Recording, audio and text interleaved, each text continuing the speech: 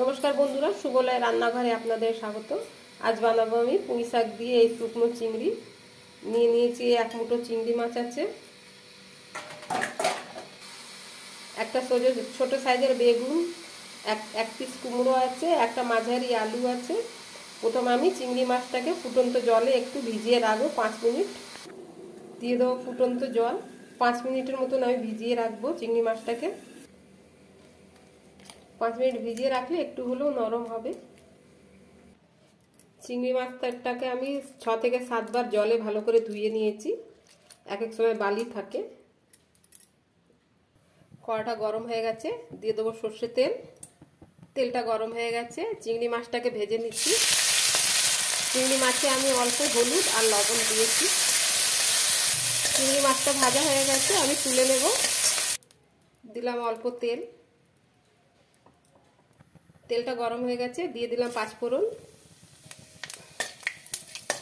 দিয়ে দেবো কেটে রাখা সবজি।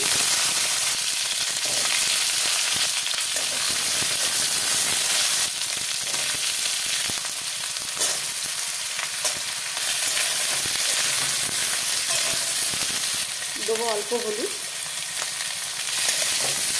ভালো করে নাড়াচাড়া করবো।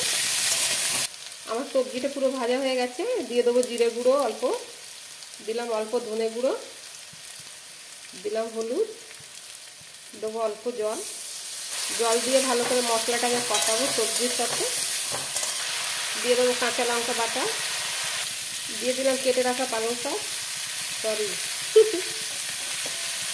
দিলাম কেটে রাখা পুঁই শাক, দেবো স্বাদ মতো লবণ,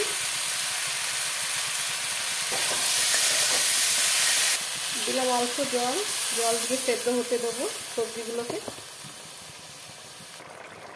দিয়ে দেবো ভেজে রাখা চিংড়ি মাছ।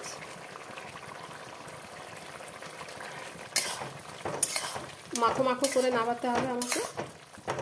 ঢাকনা দিয়ে আর কিছুক্ষণ জলটা শুকিয়ে দিই।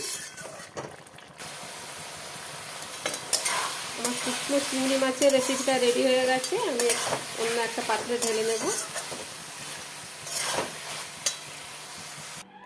আমার রেসিপিটা কমপ্লিট হয়ে গেছে বন্ধুরা। যদি আপনাদের আমার এই ভিডিওটা ভালো লেগে থাকে তাহলে লাইক, কমেন্ট, সাবস্ক্রাইব অবশ্যই করবেন। ধন্যবাদ।